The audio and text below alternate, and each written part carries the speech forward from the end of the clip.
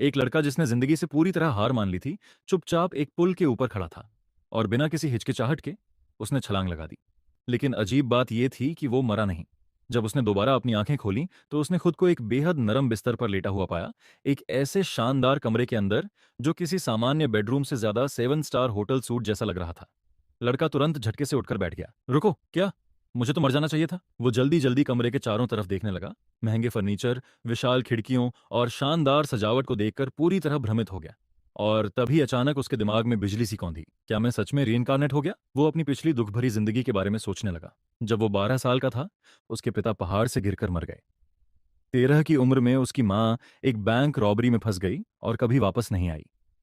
14 साल की उम्र में उसके एक चाचा कार एक्सीडेंट में मर गए। 15 में उसकी आंटी पर सचमुच बिजली गिर गई थी। एक दूसरे चाचा का पूरा परिवार गैस पॉइजनिंग से मर गया। एक आंटी पॉइजनस पफर फिश खाने की वजह से मर गई और एक बदकिस्मत चाचा किसी तरह मेटेरॉइड के नीचे दबकर मर गए। इस पॉइंट तक आते आते ऐसा लग रहा था जैसे खुद रियलिटी ने उसकी पूरी ब्लड लाइन को मिटा दिया हो। तो फिर ईमानदारी से कहें तो जिंदा रहने का मतलब ही क्या था? इसीलिए आखिरकार उसने अपनी जिंदगी खुद खत्म करने का फैसला किया था। लेकिन अब वो फिर से जिंदा था। लड़का धीरे धीरे चलते हुए एक शीशे के सामने गया और उसमें दिख रहे चेहरे को घूरने लगा। जैसे ही उसने वो चेहरा देखा, उसकी आंखें फैल गईं। ओह नहीं, मैं इस आदमी को जानता हूं। जिस शरीर में उसका रीइंcarnation हुआ था, वो जोंग का था, जो पूरे देश के सबसे अमीर आदमी का बेटा था। मिलियनेयर नहीं, बिलियनेयर भी नहीं। बात हो रही थी बेहिसाब, पीढ़ियों तक चलने वाली, दुनिया हिला देने वाली दौलत की। इस आदमी के परिवार के पास ज्यादातर देशों से भी ज्यादा पैसा था और खुद जोंग लगभग परफेक्ट था। Music mastered, chess expert level, calligraphy, painting, business, academics, वो हर चीज में सबसे आगे था। इस शरीर का असली मालिक तो 10 अलग अलग भाषाएं भी फर्राटे से बोल सकता था। क्योंकि एमसी को जॉयवंग की सारी यादें विरासत में मिल गई थीं, उसे तुरंत एक डरावनी बात समझ आ गई। ये आदमी सच में एक जीनियस था। लेकिन तभी उसकी नज़र एक बेहद मज़ेदार चीज़ पर पड़ी। इतनी सारी टैलेंट होने के बावजूद भी वो फिर भी सिंगल मर गया। असल में ओरिजिनल जोंग की एक बहुत बड़ी कमजोरी थी। वो एक ऐसी लड़की के पीछे पागलों की तरह ऑब्सेस्ड था जिसे उसकी बिल्कुल परवाह नहीं थी। वो लड़का लगातार उसके पीछे पैसे उड़ाता रहता था, जबकि साफ दिख रहा था कि वो लड़की किसी और को पसंद करती है। एमसी ने तुरंत गहरी सांस छोड़ी। तो ये जीनियस प्यार के मामले में पूरी तरह बेवकूफ था। लेकिन इससे पहले कि वो और कुछ सोच पाता, डिंग, अचानक उसके सामने एक चमकती हुई स्क्रीन प्रकट हो गई। System binding in progress. ये देखते ही उसकी आंखें चमक उठीं। नोवे तो उन मनवा कहानियों में सच बताया जाता था। री इनकारनेट होने के बाद सच में सिस्टम मिलता है। उत्साहित होकर वो तुरंत पागलों जैसी पावर्स के बारे में सोचने लगा। क्या ये सिस्टम मुझे ओवरपावर्ड बना देगा? क्या मैं कोई अनबीटेबल कल्टीवेशन गॉड बन जाऊंगा? लेकिन तभी स्क्रीन के अंदर से एक छोटा सा तैरता हुआ स्पिरिट बाहर निकला और घबराने लगा। रुको रुको रुको, तुमने गलत समझ लिया। मुझे लगता है हमने तुम्हें गलत सिस्टम दे दिया है। स्पिरिट जल्दी जल्दी हवा में बटन दबाने लगा, जबकि झोंक उलझन में अपने चश्मे ठीक करने लगा। ये पहले से ही काफी सस्पिशियस लग रहा है। कुछ सेकंड बाद स्पिरिट ने गर्व से घोषणा की, हो गया, ये अल्टीमेट विलन सिस्टम है। जियोंग के चेहरे की सारी एक्साइटमेंट तुरंत गायब हो गई। मुझे नहीं चाहिए। स्पिरिट जमसा गया है। मैंने कहा इसे वापस ले जाओ। छोटा स्पिरिट घबराकर उसे समझाने लगा। सिंगर, नहीं नहीं, ध्यान से सुनो। इस सिस्टम के साथ तुम प्रोटागोनिस्ट की लक चुरा सकते हो, डिवाइन ट्रेजर्स पा सकते हो, पावरफुल स्किल्स, कल्चरेशन टेक्निक्स। लेकिन जोंग बस हंस पड़ा। ब्रो, मैं पहले से ही अमीर हूं। मैं किसी मेन कैरेक्टर से लड़कर अपनी जान क्यों जोखिम में डालूं? मैं आखिरकार अपनी दुख भरी जिंदगी से निकला हूं। अब मुझे सिर्फ शांति चाहिए। स्पिरिट का चेहरा ऐसा हो गया जैसे वो रोने वाला हो। लेकिन ये कल्चरेशन वर्ल्ड है। जल्द ही स्पिरिचुअल एनर्जी जागने वाली है। खतरनाक लोग तुम्हें निशाना बनाएंगे क्योंकि तुम अमीर हो और पावरलेस भी। जोंग ने आराम से स्पिरिट के माथे पर उंगली से टपली मारी। ये तो प्रोटागोनिस्ट की प्रॉब्लम लगती है, मेरी नहीं। अगर कुछ खतरनाक हुआ तो मैं बस भाग जाऊंगा। स्पिरिट उसे पूरी डिसबिलीफ के साथ घूरने लगा। मुझे कैसा लेजी होस्ट मिला है। लेकिन इससे पहले कि बहस आगे बढ़ती, ding, starter pack activated, master level cultivation installed successfully. अचानक जोंग के शरीर के चारों तरफ भयानक एनर्जी फट पड़ी। बिजली जैसी ऑरा उसके पूरे शरीर को घेरने लगी और उसकी ताकत पल भर में आसमान छूने लगी। जोंग ने अपने चमकते हाथों को देखा और मुस्कुराया। तो मुझे मुफ्त में ताकत मिल गई। नाइस। इसका मतलब अब मैं और भी आराम से जी सकता हूं। अगर कोई मुसीबत आई तो या तो उसे ओवर पावर कर दूंगा या भाग जाऊंगा। कोई भी मेरी लग्जरी लाइफ बर्बाद नहीं करेगा। उसी वक्त किसी ने दरवाजे पर दस्तक दी। एक मिडिल एज्ड बटर सम्मान के साथ अंदर आया। यंग मास्टर, आप जाग गए? क्या आज आप कंपनी जाएंगे या स्कूल? जुओंग ने आलस से अंगड़ाई ली और मुस्कुराया। चलो स्कूल चलते हैं। मुझे पहले नॉर्मल बिहेव करने की प्रैक्टिस करनी चाहिए। वैसे भी कॉलेज क्लासेस आसान होती हैं। ज्यादातर में तो मैं सो भी सकता हूं। और सबसे जरूरी बात, मुझे प्रोटोगोनिस्ट मेट से जितना दूर रह सकूं उतना रहना है। बटलर ने सम्मान से सिर झुकाया। समझ गया यंग मास्टर। फिर बूढ़ा आदमी मन ही मन सोचने लगा, तो यंग मास्टर ने अभी तक मिस चालू को छोड़ा नहीं है। असल में चालू वही लड़की थी जिसके पीछे जू योंग पागलों की तरह ऑब्सेस्ड था। तभी योंग ने एक और बात जोड़ दी। ओह, और अंकल यान, आज सब कुछ लो की रखना। कोई पागलों वाली सुपर कार मत लाना, मुझे बेकार का अटेंशन नहीं चाहिए। अंकल यान आत्मविश्वास से मुस्कुराए।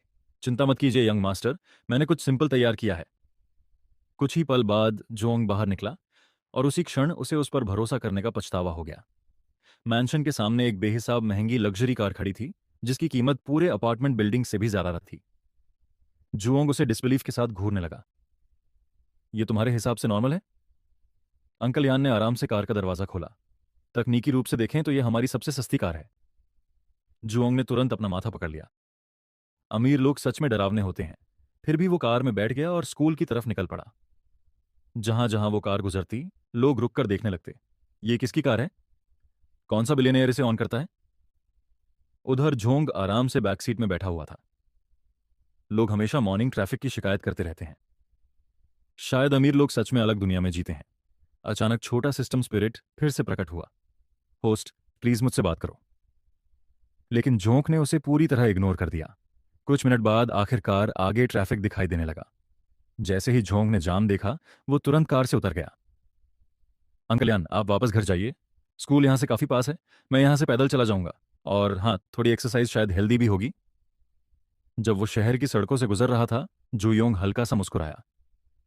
मेरी पुरानी जिंदगी सिर्फ दर्द और तकलीफ थी, लेकिन अब मैं अमीर हूं, मैं ताकतवर हूं, और पहली बार मैं सच में आजीवाद हूं। जिंदगी का मजा अवसर लेने के लिए ही तो होती है। लेकिन तभी उसकी नजर पास में किसी पर पड़ी। कीचड़ से सनी हुई एक लड़की नदी के किनारे अकेले बैठी रो रही थी। सब मुझसे नफरत क्यों करते हैं? मैंने आखिर ऐसा क्या गलत किया?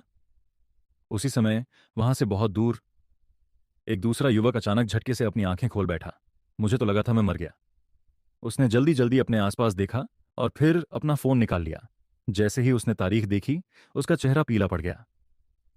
नोवे, ये 30 साल पहले का समय है। मैं सच में टाइम में वापस आ गया। फिर अचानक उसकी आंखों में घबराहट भर गई। रुको, आज की तारीख? मेरी छोटी बहन। एक भी सेकंड बर्बाद किए बिना वो पूरी ताकत से आगे दौड़ पड़ा। प्लीज सेफ रहना, तुम्हारा बड़ा भाई वापस आ रहा है। दृश्य वापस जू योंग की तरफ कट होता है, जो चुपचाप नदी के किनारे रो रही लड़की के पास जाकर बैठ जाता है। तुम ठीक हो? उसने कैजुअली पूछा। कोई तुम्हें बुली कर रहा है? मुझे बताओ कौन है, मैं संभाल लूंगा। लेकिन लड़की बस सिर झुकाकर ना में हिला देती है। कोई मेरी मदद नहीं कर सकता। सब मुझसे नफरत करते हैं। मैं जहां भी जाती हूं लोग मुझे कचरे की तरह ट्रीट करते हैं। मेरा पूरा एग्जिस्टेंस ही एक गलती जैसा लगता है। झोंक कुछ पल उसे घूरता रहा, फिर अचानक उसे कुछ समझ आया। रुको, तुम नदी में कूदने वाली थी, है ना? लड़की चुप रही, और तभी ये बेवकूफ इंसानी इतिहास की सबसे खराब मोटिवेशनल स्पीच देना शुरू कर देता है। ध्यान से सुनो। डूबकर मरना बहुत बुरा तरीका है। तुम्हारा शरीर फूल जाता है और गुब्बारे की तरह पानी में तैरता रहता है। सच कहूं तो बहुत अगे लगता है। और सबसे पागलपन वाली बात, शायद तुम्हारी बॉडी पूरे एक दिन तक सरफेस पर भी ना आए। तो जरा इमेजिन करो, बाद में सब लोग तुम्हें पानी में तैरता हुआ देखें। जोंग एक सेकंड के लिए रुका। असल में अगर तुम्हें सच में अटेंशन चाहिए था, तो प्रिंसिपल की बिल्डिंग से कूदना शायद ज्यादा बड़ी हेडलाइंस बनाता। ब्रो, तुम आखिर बोल क्या रहे हो? यहां तक कि लड़की भी रोना बंद करके उसे घूरने लगी। क्या तुम मेंटली ठीक हो?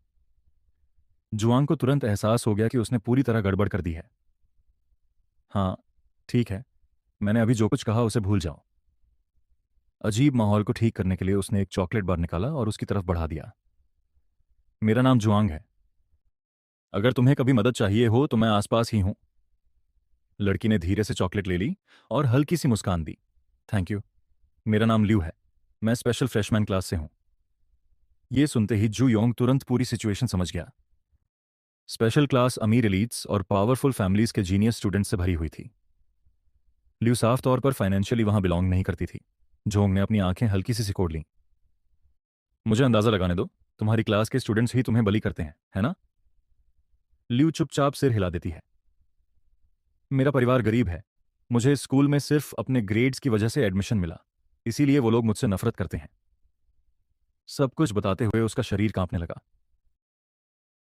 वो मेरा होमवर्क फाड़ देते हैं, मुझे मारते हैं, सबके सामने घुटनों पर बैठने को मजबूर करते हैं और फिर मुझ पर हंसते हैं। मेरे पीछे रूमर्स फैलाते हैं, मुझे ट्रैश कहते हैं। आखिर तक पहुंचते पहुंचते उसके चेहरे पर फिर से आंसू बहने लगे। और री होने के बाद पहली बार जोंग सच में गुस्सा हो गया। उसका चेहरा तुरंत बर्फ जैसा ठंडा हो गया। इन लोगों की इतनी हिम्मत! अचानक उसने लियू की कलाई पकड़ ली और खड़ा हो गया। चलो, हम अभी तुम्हारी क्लासरूम जा रहे हैं, ये सब यहीं खत्म करेंगे। लियू तुरंत घबरा गई। नहीं, प्लीज मत जाइए, उनकी फैमिलीज बहुत पावरफुल हैं। लेकिन वो एक छोटी सी बात भूल गई थी। उसके बगल में खड़ा आदमी पूरे देश के सबसे डरावने परिवार से था। जोंग आत्मविश्वास से मुस्कुराया। ध्यान से सुनो, आज से मैं तुम्हारा बॉस हूं। तो अब देखते हैं असल में किसका फैमिली ज्यादा स्ट्रांग है। जब वो क्लासरूम की तरफ बढ़ रहे थे, जोंग मन ही मन सोच रहा था, मैं मेन प्रोटैगोनिस्ट से तो हर हाल में दूर रहूंगा, लेकिन कुछ बिगड़े हुए रिच किड्स को संभालना, हाँ, वो मैं कर सकता हूं। क्लासरूम हमेशा की तरह शोर से भरी हुई थी। स्टूडेंट्स हंस रहे थे, बातें कर रहे थे और बिना किसी परवाह के कमजोर क्लासमेट्स को ओपनली बली कर रहे थे। तभी बैंग! जू योंग ने इतनी ताकत से क्लासरूम का दरवाजा बना लात मारकर खोला कि पूरा कमरा हिल गया। सारे स्टूडेंट्स तुरंत उसकी तरफ देखने लगे। जोंग शांति से अंदर चला आया जबकि लिनियो उसके पीछे खड़ी थी। एक लड़की तुरंत खड़ी हो गई। साफ था कि वही बलीज की लीडर थी। उसने हाथ बांधकर ताना मारते हुए मैं मुस्कुराया। अरे वाह, देखो कौन वापस आ गया। और ये लड़का कौन है? आखिरकार तुम्हें खुद को बचाने के लिए कोई मिल ही गया। बाकी स्टूडेंट्स घबराकर फुसफुसाने लगे। ओह नहीं, अब तो शिनली मामला और खराब कर देगी। उधर लिन यू पूरी तरह डर चुकी थी। ब्रोदर जोंग मेरी वजह से इस सब में फंस जाएंगे। लेकिन जोंग शांत स्वर में उसकी तरफ झुककर बोला, ऐसे लोग जितना ज्यादा टॉलरेट करो उतने ही बदतर होते जाते हैं। अगर कोई तुम्हें बली करे तो वापस लड़ो। बहुत लंबे समय बाद पहली बार लिनू को लगा कि कोई सच में उसके लिए खड़ा हुआ है। उधर जोंग सीधे बली लड़की के सामने जाकर रुक गया। तो यहां की बॉस तुम हो? लियू को बुली करना तुमने शुरू किया था, है ना? लड़की ने घमंड से अपनी ठुड्डी ऊपर उठाई। हाँ, मैंने ही किया था। मेरा नाम शिनली है। और तुम इसके बारे में आखिर कर क्या लोगे? तुम्हें पता भी है मेरा कजिन कौन है? उसके बाद पूरी करने से पहले ही स्मैक! जुआंग ने उसे इतना जोरदार थप्पड़ मारा कि वो सीधे फर्श पर जा गिरी।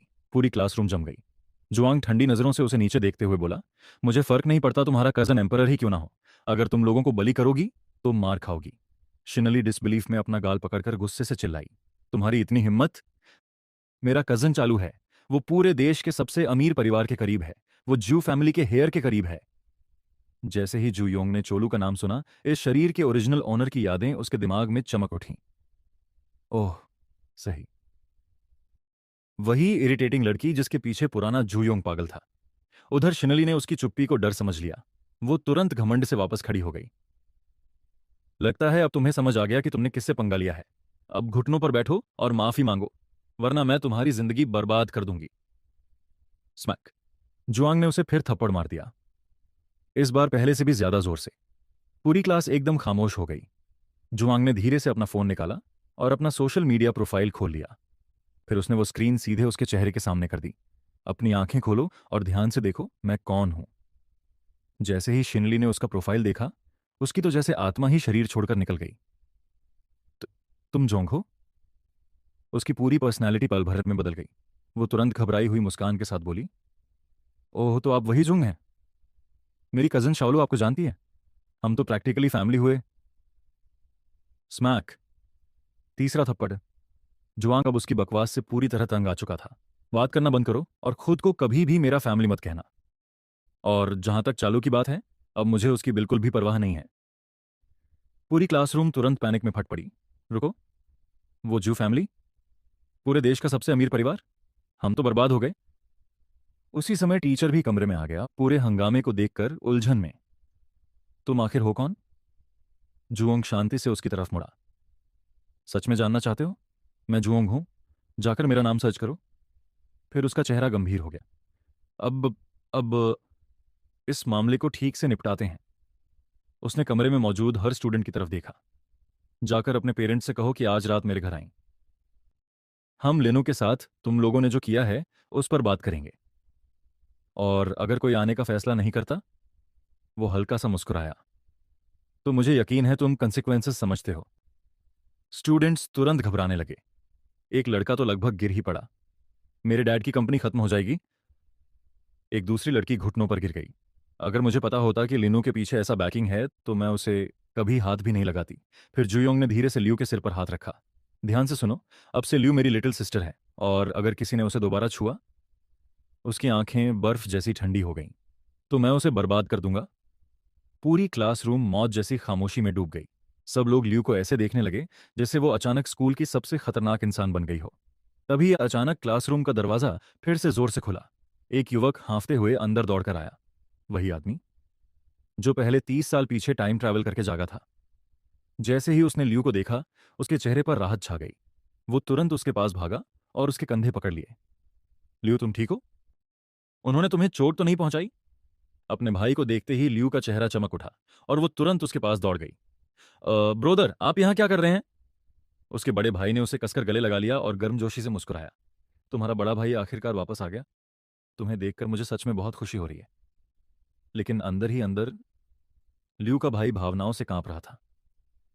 भगवान का शुक्र है कि लिनू ठीक है।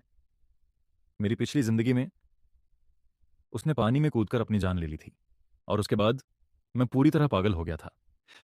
मैंने सबसे बदला लेने की कोशिश की थी, लेकिन आखिर में मुझे गोली मार दी गई और मैं मर गया। मैंने कभी नहीं सोचा था कि मैं टाइम में वापस चला जाऊंगा। ये सच में अविश्वसनीय है। तभी अचानक जुआंग के सिस्टम में एक नोटिफिकेशन उभरता है। Epic level main character has been detected. System spirit तुरंत उसके सामने प्रकट हो जाता है। होस्ट, मैं कैरेक्टर को अपने नीचे कुचल दो और उसकी सारी लक चुरा लो। इस मौके को हाथ से मत जाने दो। तुम्हें दोबारा ऐसा चांस कभी नहीं मिलेगा। जोयांग शौक से लगभग घुटने लगता है। नो फ्रीकिंग वे। एक रैंडम लड़की का भाई मैं कैरेक्टर है? और सीरियसली मेरी लक इतनी खराब है? लिटरली मेरा पहला ही दिन है और मैं पहले ही एक एमसी से टकरा गया। तीनों साथ में स्कूल से बाहर निकलते हैं। लिन यू अपने भाई को जॉय यांग से मिलवाती है। ब्रदर, ये जॉय यांग है। लिनफुंग विनम्रता से हाथ जोड़ता है। मेरी बहन की मदद करने के लिए धन्यवाद। मैं सच में इसकी कद्र करता हूं। अगर आपको कभी किसी चीज की जरूरत हो तो बस मुझे बता दीजिए। उधर जॉय यांग धीरे से अपने सिस्टम स्पिरिट से पूछता है, ओए किड, मुझे बता, लिनफेंग किस तरह का मेन कैरेक्टर है? स्पिरिट मुस्कुराता है। वो आगे चलकर एम्परर बनेगा, और बेहद खतरनाक ताकतवर एम्परर। जोयांग की तो जैसे आत्मा ही शरीर छोड़ देती है। हेल नो, मैं इन लोगों के चक्कर में बिल्कुल नहीं पड़ने वाला। और ये कहते ही वो अचानक पलटता है और पूरी स्पीड से भागना शुरू कर देता है। सिस्टम स्पिरिट का दिमाग ही खराब हो जाता है। होस्ट, भागना बंद करो। तुम भाग क्यों रहे हो? वो अभी सिर्फ एक नॉर्मल लड़का है। जाओ उससे लड़ो, वापस आओ और उसे पीटो। तुम इतनी तेज क्यों भाग रहे हो? लिन फोंग दूर भागते हुए जॉयंग को देखकर उलझन में पलकें झपकाता है। उसे क्या हो गया? वो अचानक भाग क्यों गया? क्या मेरा चेहरा इतना डरावना है? लिन्यू सिर तिरछा करती है। मुझे नहीं पता। ब्रदर जॉइंग तो एक सेकंड पहले बिल्कुल नॉर्मल थे। अचानक लिनफंग को कुछ अजीब महसूस होता है। उसकी आंखों के सामने एक चमकती हुई स्क्रीन प्रकट होती है। A Joing protection system is now binding itself to the host. This system has only one purpose, protection Joing. The better you protect him, the greater your rewards will be. Newbie gift pack unlocked. Congratulations host, grand master power has been activated. जैसे ही system बोलना खत्म करता है, लिनफोंग के शरीर के चारों तरफ चमकदार ऑरा फूट पड़ती है। एनर्जी उसके अंदर बहने लगती है और पल भर में उसकी ताकत बढ़ने लगती है। लिन फेंग डिसबिलीफ के साथ सिस्टम को घूरता है। स्टार कॉन्टिनेंट पर पिछले 3000 सालों से कोई सिस्टम प्रकट नहीं हुआ, और अब मुझे सच में एक मिल गया। ए जॉइंग प्रोटेक्शन सिस्टम। मुझे जॉय यांग को प्रोटेक्ट करना है। क्या इस सिस्टम ने उसके साथ कोई सीक्रेट डील वगैरह किया है? सीन फिर जॉय यांग की तरफ शिफ्ट होती है, जो सड़क पर घूम रहा है जबकि उसका सिस्टम स्पिरिट लगातार उसका दिमाग खा रहा है। क्या कर रहे हो? तो जा होस्ट, जाओ उससे लड़ो। आखिर तुम डर किस बात से रहे हो? जोयांग चिढ़कर सांस छोड़ता है। जरा शांत हो जाओगे?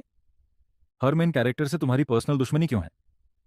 कुछ देर बाद जोयांग एक फूड स्टॉल के सामने रुक जाता है। बॉस, एक ग्रिल्ड सॉसेस देना, एक्स्ट्रा स्पाइसी बनाना और सॉस में डुबो देना। शॉप ओनर आत्मविश्वास से सिर हिलाता है। ठीक है, 1 मिनट। इंतजार करते हुए जोयांग कैजुअली अपने सिस्टम स्पिरिट से बात करता है। हर मेन कैरेक्टर अच्छा इंसान नहीं होता। अगर वो सेल्फिश निकला तो ठीक है, मैं उससे लड़ लूंगा, लेकिन हमें दिमाग इस्तेमाल करना होगा। मैं हर एमसी को देखते ही अटैक नहीं कर सकता। अगर मैं मर गया तो? वो सिर हिलाता है। सच में यह सबसे पागल सिस्टम है जो मैंने कभी देखा है। आखिरकार स्पिरिट हार मान लेता है। ठीक है होस्ट, तुम जीत गए।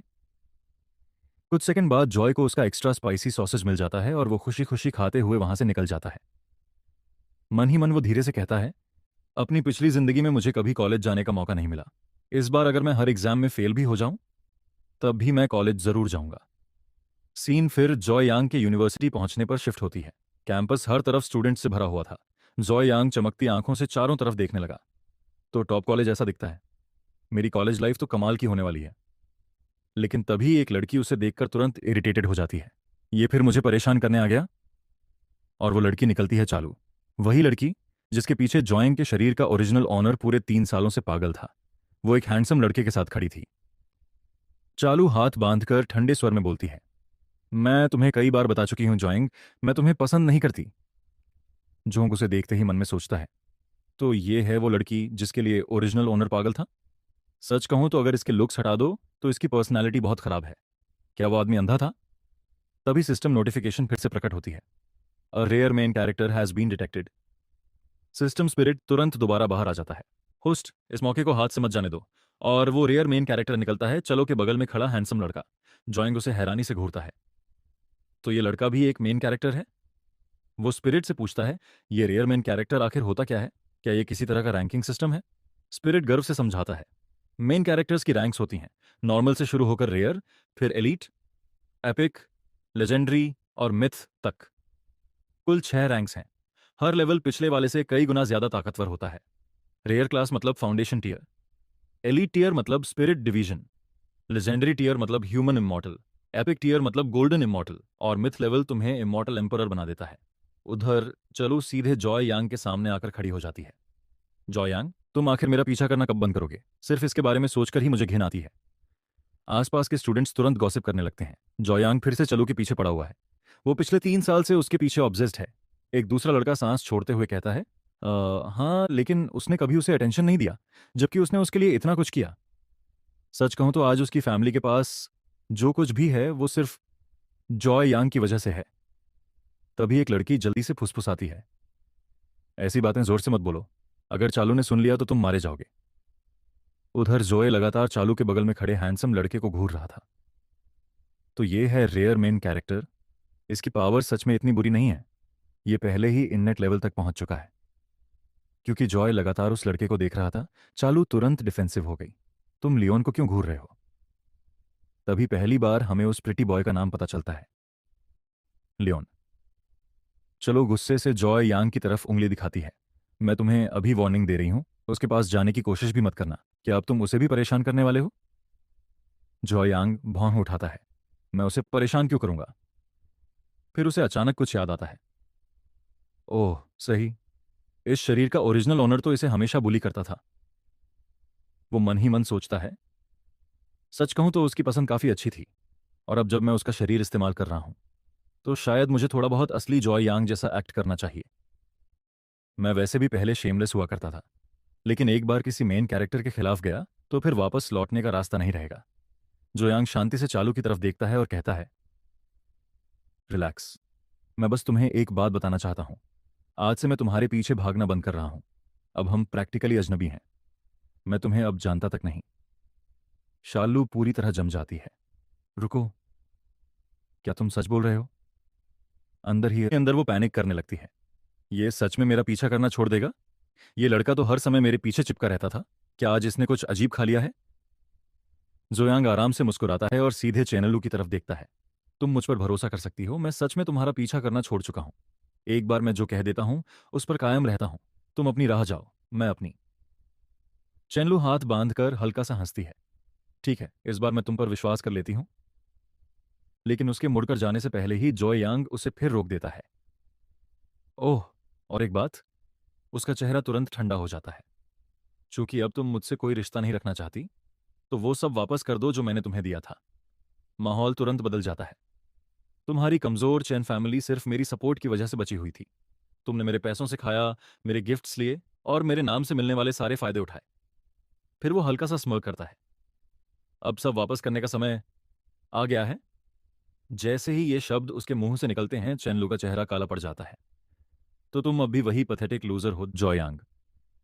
वो गुस्से से बोलती है, सिर्फ लूजर्स गिफ्ट्स वापस मांगते हैं, क्या तुम सच में आदमी हो भी? जॉय यांग बिल्कुल बेपरवाह होकर अपना कोट ठीक करता है। रिश्ता खत्म करने वाली तुम हो, मैं तो बस वो वापस ले रहा हूं जो मेरा है। वो कंधे उचकाता है। इसमें गलत क्या है? आसपास खड़े स्टूडेंट सब कुछ सुनकर तुरंत गॉसिप करने लगते हैं। रुको, क्या जॉइंग सच में चैनलू का पीछा छोड़ने वाला है? ये तो बहुत बड़ा प्लॉट ट्विस्ट है। एक दूसरा लड़का धीरे से हंसता है। अगर जू फैमिली ने चैन फैमिली को सपोर्ट करना बंद कर दिया तो उनका काम तमाम है। तभी एक स्टूडेंट तुरंत अपना फोन निकाल लेता है। गाइज, अभी कॉलेज में कुछ पागलपन वाला हो रहा है, मिलते ही सब बताऊंगा। उसी समय लीन अचानक किसी हीरोइक प्रोटोगोनिस्ट की तरह चैनलू के सामने आकर खड़ा हो जाता है। वो गुस्से से जॉय यांग को घूरता है। तो तुम एक लड़की के साथ ऐसा बर्ताव करते हो? फिर वो आक्रामक तरीके से उंगली दिखाता है। इतना सब करने के बाद भी तुम खुद को आदमी कहते हो? अगर हिम्मत है तो मुझसे लड़ो। लेकिन अंदर ही अंदर लीन पैनिक कर रहा था। अगर जुआंग ने चेनलू से रिश्ता तोड़ दिया तो बाद में मैं उसकी फैमिली से फायदा कैसे उठाऊंगा? मैं उसे यहां जीतने नहीं दे सकता। लीन नाटकीय अंदाज में अपनी स्पिरिचुअल प्रेशर छोड़ता है। आसपास के स्टूडेंट्स तुरंत टेंशन महसूस करने लगते हैं। लेकिन जॉय यांग अंदर ही अंदर लगभग हंस पड़ता है। इतनी सी ताकत, और यह आदमी इतना टफ बनने की कोशिश कर रहा है। तभी बूम, जॉय यांग आराम से अपनी ऑरा छोड़ता है। सिर्फ प्रेशर ही लीन को पीछे लड़खड़ा देता है। वो मुश्किल से खुद को गिरने से बचा पाता है। जॉय यांग उसे पूरी बेइज्जती भरी नजरों से देखता है। तुम खुद को समझते क्या हो? उसकी आंखें सिकुड़ जाती हैं। तुम्हें सच में लगता है कि तुम मेरे लेवल पर हो? लीन का चेहरा तुरंत बदल जाता है। यह कैसे हो सकता है? उसकी यादों में जोयांग सिर्फ एक स्पॉल्ड रिच किड था जो किसी पावरफुल सेकंड जनरेशन फैमिली से था। वो अचानक इतना स्ट्रांग कैसे हो गया? उसी पलटिंग जोयांग के सिस्टम में एक नोटिफिकेशन उभरती है। Congratulations host, you have suppressed a chosen one. Main character domination successful. Luck points increased by 300। जोयांग को सिस्टम की बातों पर लगभग हंसी आ जाती है। सबने देखा है कि मैं पहले चेनलू के साथ कितना अच्छा व्यवहार करता था। वो कहता है, सिर्फ इसलिए कि मैंने उसका पीछा करना छोड़ दिया इसका मतलब यह नहीं कि मैं उसे बली कर रहा हूं। फिर वो लीन की तरफ देखता है। ध्यान से सुनो, सड़क पर रहने वाले लोग भी जानते हैं कि अगर कोई इंसान सालों तक तुम्हारे लिए मेहनत करे और तुम्हें सपोर्ट दे तो उसका एहसान लौटाना चाहिए। वो असर डालने के लिए थोड़ी देर रुकता है। तो क्या तुम कह रहे हो कि चेनलू उनसे भी बदतर है? Critical hit. चेनलू तुरंत गुस्से से फट पड़ती है। जॉयंग, तुम घिनौने हो। मेरी बेइज्जती करने की तुम्हारी हिम्मत कैसे हुई? स्लैप। एक और साफ थप्पड़ सीधे उसके चेहरे पर पड़ता है। इस पॉइंट तक तो बैकग्राउंड कैरेक्टर्स भी ट्रॉमेटाइज्ड दिखने लगे थे। चेनलू डिसबिलीफ में अपना गाल पकड़ लेती है। तुमने मुझे मारा? उसका चेहरा ऐसा हो जाता है जैसे उसका दिमाग काम करना बंद कर चुका हो। तुमने सच में मुझे मारा? जोयांग उसे ठंडी नजरों से घूरता है। अब हमारा कोई रिश्ता नहीं है। फिर वो उसके करीब आता है। अपनी औकात याद रखो, मैं जू फैमिली का एल्डेस्ट सन हूं। उसकी आवाज और तेज हो जाती है। और तुम खुद को आखिर समझती क्या हो? फिर वो लीन की तरफ देखता है। अपनी पागल औरत को कंट्रोल में रखो, इसे लोगों को काटने मत दो। आसपास खड़े स्टूडेंट्स हंसी रोकते रोकते लगभग घुटने लगते हैं। चन्नू गुस्से से फट रही थी, लेकिन लियोन तुरंत उसे रोक लेता है। शांत हो जाओ। वो फुसफुसाता है। आज जॉयंग कुछ अजीब बिहेव कर रहा है। उधर जॉय पहले ही 10 कदम आगे की प्लानिंग कर चुका था। मैं चैन फैमिली को मिला हर फायदा वापस छीन लूंगा, वो शांति से सोचता है। वैसे भी वो सिर्फ मेरी फैमिली की वजह से यहां तक पहुंचे हैं। फिर वो हल्का सा स्मार्ट करता है। मुझे अपने हाथ भी गंदे नहीं करने पड़ेंगे, मेरे लोग खुद उन्हें संभाल लेंगे। जैसे ही वो वहां से जाने लगता है, अचानक उसके दिमाग में एक और आइडिया आता है। क्या होगा अगर मैं लीन को लिन फांग से लड़वा दूं? एक एपिक टीयर मेन कैरेक्टर बनाम रेयर टीयर मेन कैरेक्टर। सिर्फ उस केओस की कल्पना करके ही वो मुस्कुरा उठता है। तभी सिस्टम स्पिरिट फिर से बाहर निकल आता है। होस्ट, आप कहां जा रहे हैं? छोटा स्पिरिट गुस्से से भरा हुआ था। वापस जाओ और उसे और पीटो, तुमने उसे ठीक से मारा भी नहीं। इस सिस्टम को सच में थेरेपी की जरूरत है। स्पिरिट लगातार चिल्लाता रहता है। तुमने आखिरकार एक मेन कैरेक्टर से लड़ाई की है, इसका फायदा उठाओ और ज्यादा लक पॉइंट्स फार्म करो। जोयांग थककर सांस छोड़ता है। किड, वो सिस्टम स्पिरिट से कहता है, मुझे एक बात बताओ, क्या मैं हर मेन कैरेक्टर से लड़ाई किए बिना इमॉर्टल एम्परर बन सकता हूं? स्पिरिट तुरंत सिर हिलाता है। बिल्कुल, लेकिन पहले तुम्हें मेन कैरेक्टर्स को क्रश करना होगा। जब तुम पुराने एम्परर्स से भी ज्यादा स्ट्रांग बन जाओगे तब तुम्हें कोई रोक नहीं पाएगा। जोयांग अचानक मुस्कुरा देता है। तो फिर ऐसा करते हैं। स्पिरिट वहीं जम जाता है। जॉइंग आत्मविश्वास से आगे बोलता है, मैं पहले एम्पर बनूंगा, उसके बाद तुम्हारी मदद करूंगा लक चुराने में। उसकी लॉजिक एक साथ बेवकूफ़ी भरी भी लगती है और जीनियस भी। इस तरह मेरे पास एम्पर लेवल पावर भी रहेगी और बाद में मैं लक पॉइंट्स भी कलेक्ट करूंगा। स्पिरिट पूरी तरह हार मानने वाला चेहरा बना लेता है। होस्ट, क्या आप पागल हैं? आखिरकार वो हार मान लेता है। ठीक है, जो करना है करो। अगर आपको मेन कैरेक्टर से लड़ना नहीं है तो मत लड़ो। जॉय गर्व से मुस्कुराता है। विक्ट्री। फिर वो मन ही मन सोचता है, यार, मैं अब भी लोगों को मैनिपुलेट करने में बहुत खराब हूं। अगर लुआ यहां होता तो वो अब तक इस सिस्टम को गैसलाइट करके फ्री पावर निकलवा चुका होता। कुछ देर बाद जॉइंग देखता है कि आगे सड़क पर बहुत बड़ी भीड़ जमा हुई है। उधर क्या हुआ? जिज्ञासा में वो भीड़ के अंदर चला जाता है। बीच में एक बूढ़ा आदमी बेहोश पड़ा था। जैसे ही झोंग उसका चेहरा देखता है, उसकी आंखें फैल जाती हैं। रुको, ये तो फॉर्मर मेयर मो है। फिर उसका चेहरा गंभीर हो जाता है। ये सेटअप कुछ ज्यादा ही फेमिलियर लग रहा है। उसे अचानक याद आता है कि उसने मना में बिल्कुल यही सिनेरियो पड़ा था। अगर ये सच में वही कहानी है। उसकी आंखें सिकुड़ जाती हैं। तो अब किसी भी सेकंड में एक वाइल्ड मेन कैरेक्टर प्रकट होना चाहिए। और ठीक उसी समय एक सब्जियां उठाए युवक भीड़ को धक्का देते हुए अंदर आता है। साइड हटो। डिंग। सिस्टम तुरंत रिएक्ट करता है। Rare level child of destiny detected. Name Chuling. System spirit का तो दिमाग ही उड़ जाता है। होस्ट, यहां बहुत सारे लोग हैं, जल्दी से जाकर उसे सीक्रेटली पीटो। ब्रो, यह सिस्टम फुल टाइम हेटर है। जोयांग डिसबिलीफ में नए आए लड़के को घूरता है। इस दुनिया में हर जगह मेन कैरेक्टर्स ही क्यों भरे पड़े हैं?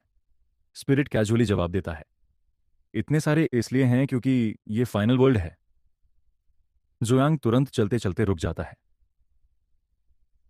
Final world? स्पिरिट तुरंत अपना टोन बदल देता है।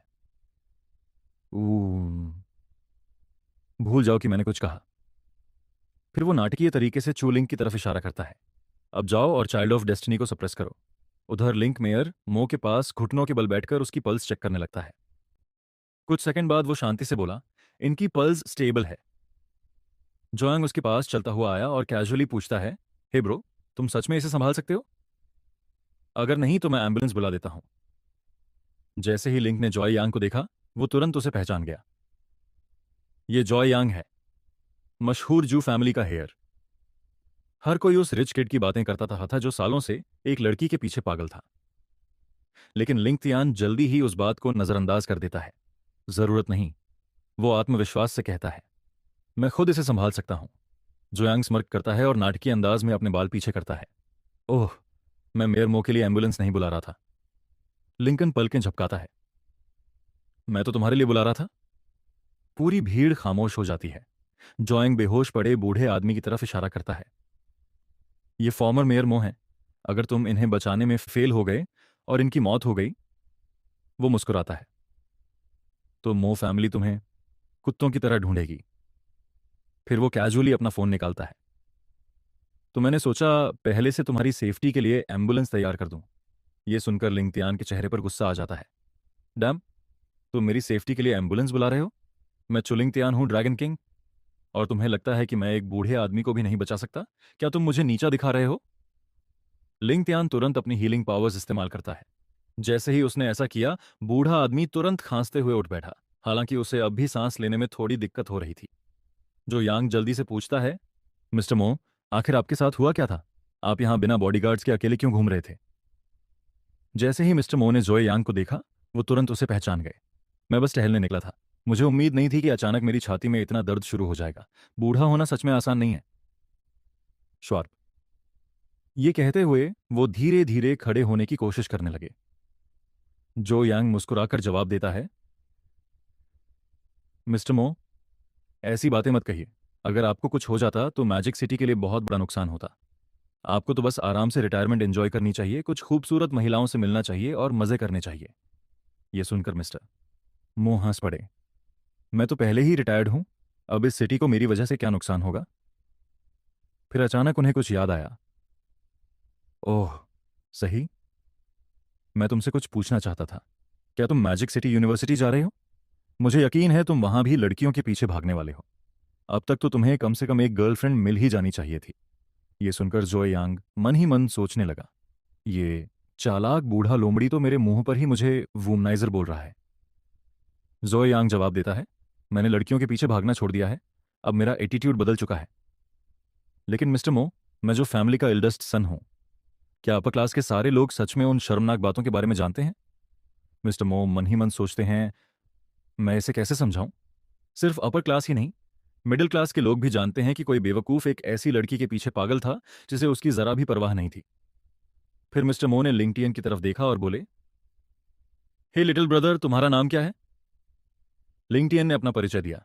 उसका नाम सुनने के बाद मिस्टर मो ने सिर हिलाया। काफी अच्छा नाम है, ऐसा लगता है जैसे कोई आसमान छूने का इरादा रखता हो। रुको एक सेकंड, मुझे लगता है मैंने ये नाम पहले कहीं सुना है, बहुत फेमिलियर लग रहा है।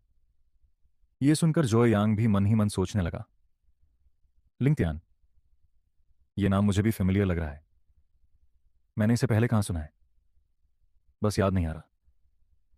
फिर मिस्टर मो ने अपना फोन निकाला और मुस्कुराते हुए बोले, ये यंग मैन काफी डिसेंट लगता है और इसका दिल भी अच्छा है। लिंक्डइन, मुझे अपना कॉन्टैक्ट नंबर दो, आगे कनेक्शंस के लिए अच्छा रहेगा। लिंक्डइन ने भी अपना फोन निकाला और जवाब दिया, कोई प्रॉब्लम नहीं, अभी देता हूं। ये कहते हुए लिंक्डइन हल्का सा मुस्कुराया। जैसे ही जो यांग ने वो मुस्कान देखी, उसके मन में ख्याल आया, ये स्माइल, ये भी अजीब तरह से फेमिलियर लग रही है। मिस्टर मो ने भी वो नोटिस किया और मन ही मन सोचा, इसकी मुस्कान इतनी सस्पिशियसली फेमिलियर क्यों लग रही है। कॉन्टैक्ट इन्फॉर्मेशन एक्सचेंज करने के बाद लिंक्डइन ने अपना फोन वापस पॉकेट में रखा, अपनी सब्जियां उठाईं और वहां से जाने लगा। जैसे ही वो गया, जो यांग को अचानक सब कुछ याद आ गया। वो मन ही मन सोचने लगा, अब याद आया, ये वही क्रोक्ड माउथ ड्रैगन किंग है, यान फैमिली का बेकार सन इन लॉ, वो लेजेंडरी ड्रैगन किंग जिसने यान फैमिली में शादी की थी। सीन फिर लिंक्डइन की तरफ शिफ्ट होती है। वो अचानक दौड़ते दौड़ते रुक जाता है और शॉक में पड़ जाता है, क्योंकि जो यांग से मिलने के बाद उसका अपना सिस्टम भी एक्टिवेट हो चुका था। उसका सिस्टम लिनफोंग वाले सिस्टम जैसा ही था और उसने भी उसे जो यांग को प्रोटेक्ट करने का ऑर्डर दिया था। उस सिस्टम का सिर्फ एक ही पर्पस था, जो यांग को प्रोटेक्ट करना। अगर तुम अच्छा परफॉर्म करोगे तो तुम्हें रिवॉर्ड्स मिलेंगे। लिंगन को तो एक बिगिनर पैक भी मिल गया। Congratulations host, you have obtained peak grand master power. जैसे ही ये हुआ, लिंग तियान के शरीर के चारों तरफ एक अजीब रोशनी फूट पड़ी और उसे तुरंत नई ताकत मिल गई। सिस्टम देखने के बाद लिंगियन एक्साइटेड होकर बोला, तो ये सच में एक सिस्टम है, अब तो मैं अमीर बनने वाला हूं। फिर वो रुका और बोला, रुको एक सेकंड, मेरी वाइफ तो पहले से ही अमीर और खूबसूरत है, मतलब मैं तो पहले से ड्रीम लाइफ जी रहा हूं और सहा रहा हूं। सिस्टम की तरफ देखते हुए लिंग तियान ने पूछा, ये जो यांग को प्रोटेक्ट करने वाला मामला क्या है? ये आखिर कैसा सिस्टम है? क्या जो यांग और ये सिस्टम मुझसे कुछ छुपा रहे हैं? सिस्टम ठंडे स्वर में जवाब देता है, सिस्टम कुछ एक्सप्लेन नहीं करेगा, बस ड्रैगन किंग के रूप में अपनी ड्यूटीज पूरी करो। फिर वो जोड़ता है, और वैसे भी ड्रैगन किंग होने का मतलब कानून तोड़ना होता है। ये सुनकर लिंगियन बोला, शायद बात सही है। रुको एक सेकंड, मैंने तो कभी कानून नहीं तोड़ा, तो मुझे डरना क्यों चाहिए? फिर लिंगियन भागते हुए चिल्लाने लगा, जो यांग को प्रोटेक्ट करूं? हाँ राइट, वो सब भूल जाओ, मैं तो घर जा रहा हूं अपनी खूबसूरत वाइफ के साथ डिनर करने। वैसे भी जो यांग पहले से ही काफी स्ट्रांग है, उसे प्रोटेक्शन की जरूरत ही क्यों पड़ेगी? उधर जॉय यांग वहीं खड़ा था कि तभी उसने पीछे से किसी को आवाज लगाते सुना, मास्टर जॉय यांग, आप यहां क्या कर रहे हैं? जब जॉय यांग मुड़ा तो उसने लिनफोंग को अपनी तरफ हाथ हिलाते हुए आते देखा। हेलो। जॉय यांग मुस्कुराया और बोला, ओह ब्रदर लिनफोंग। लिनफन ने जवाब दिया, बहुत बहुत धन्यवाद यंग मास्टर जो, अगर आप नहीं होते तो पता नहीं मेरी बहन क्या कर बैठती। जो यांग कैजुअली बोला, उसकी चिंता मत करो, जब मेरे यूजलेस पेरेंट्स दुनिया घूमकर वापस आ जाएंगे, तब लियो ऑफिशियली उन्हें अपने गॉड पेरेंट्स बुला सकेगी। बेसिकली जो यांग चाहता था कि उसके पेरेंट्स लिन्यू को अडॉप्ट कर लें। ये सुनकर लिनफंग शॉक में पड़ गया, आप सच में ऐसा करेंगे? जो यांग ने लिनफ का हाथ पकड़ते हुए कहा, आज मैंने उन सभी लोगों के पेरेंट्स को अपने घर बुलाया है जिन्होंने लिन्यू को बुली किया था। लियू को वहां होना पड़ेगा और तुम्हें भी आना चाहिए, उसे साथ लेकर आना। ये लोग स्कूल में दूसरों को बुली करते हैं, हम इन्हें इतनी आसानी से छोड़ने वाले नहीं हैं। ये सुनकर लिनफंग मन ही मन सोचने लगा, मैं हमेशा सोचता था कि रिच लोग एरोगेंट होते हैं, लेकिन मैं गलत था। यंग मास्टर जो यांग सिर्फ टैलेंटेड नहीं है, वो सच में अच्छा इंसान भी है।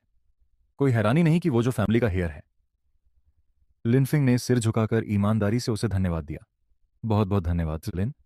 मैं और मेरी बहन आपकी काइंडनेस कभी नहीं भूलेंगे। जो यांग ने उसका हाथ पकड़कर जवाब दिया, अरे मुझे बस जो यांग कहो, ये मॉडर्न एरा है। मुझसे ऐसे मत बात करो जैसे तुम कोई सर्वेंट हो। मुझे ये बिल्कुल पसंद नहीं।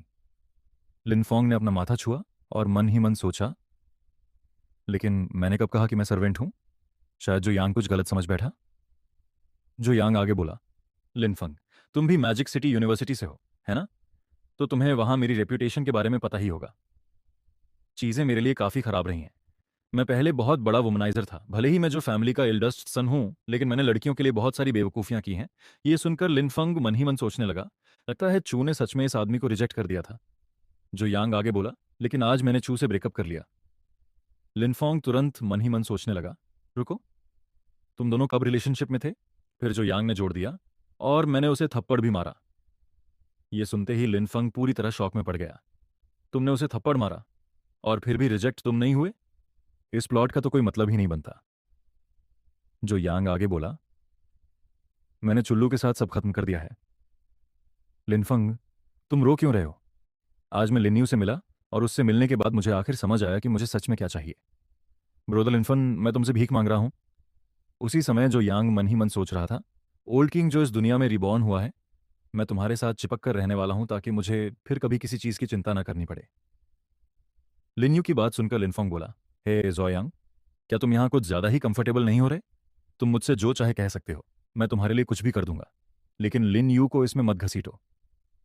लिनफोंग मन ही मन सोचने लगा, मुझे पता था ये सच में मेरी लिटिल सिस्टर के पीछे पड़ा है, लेकिन लिनू की खातिर अगर जरूरत पड़ी तो मैं इससे लड़ जाऊंगा। फिर लिनफिंग ने दृढ़ आवाज में कहा, लिन्यू से दूर रहो।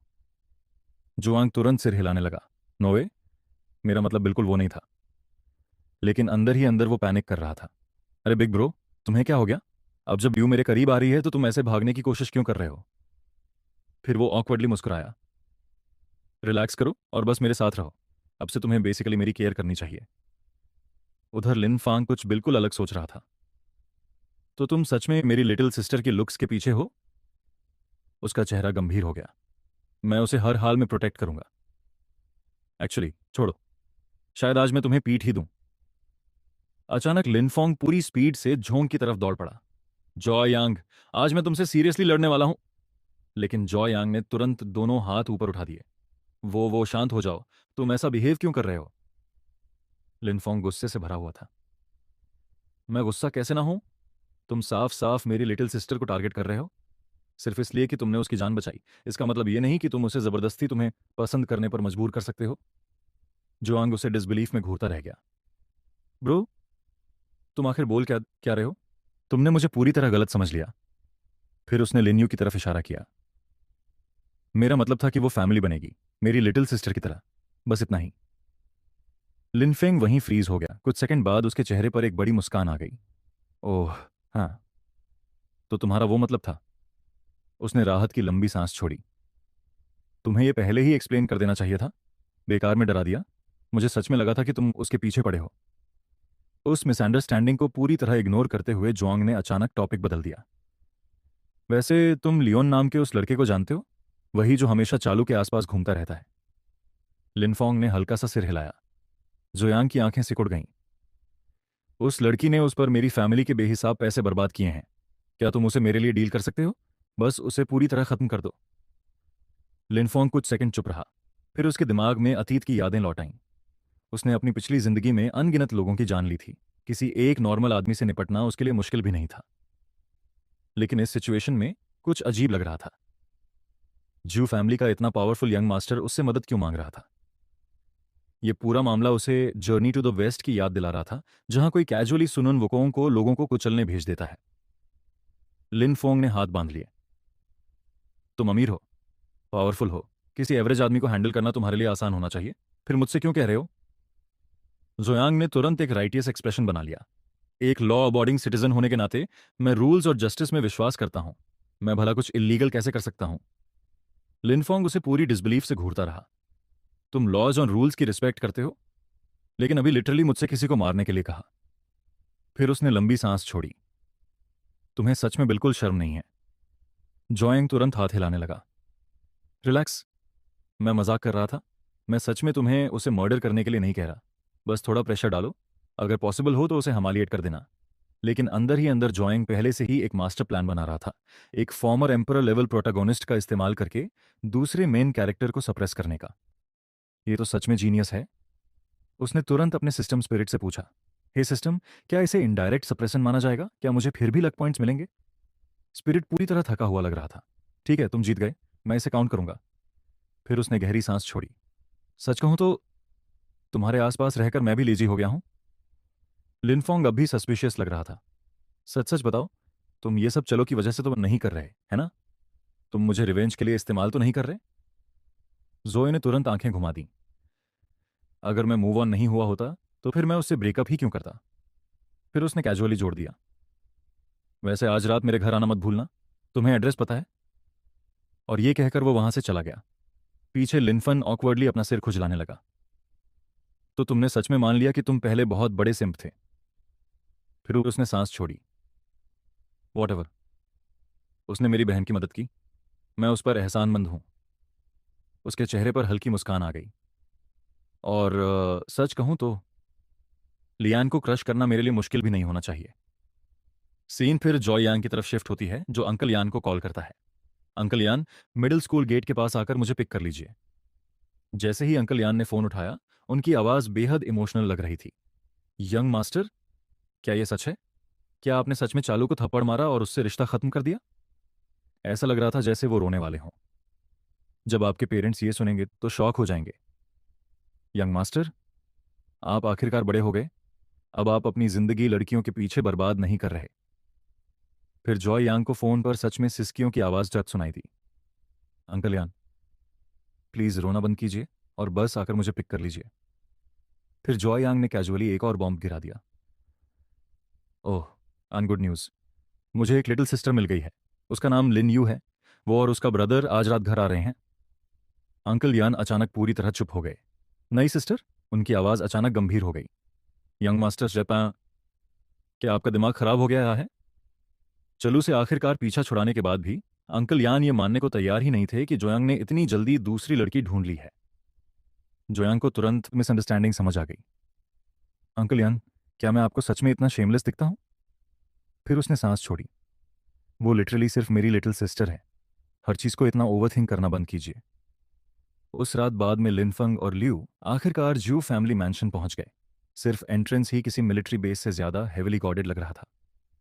सिक्योरिटी गार्ड सम्मान से झुक गए। आप यंग मास्टर जॉय के गेस्ट्स हैं, कृपया अंदर आइए। दोनों भाई बहन सावधानी से अंदर गए। आसपास की लग्जरी देखकर साफ तौर पर ओवरवेल्म्ड थे।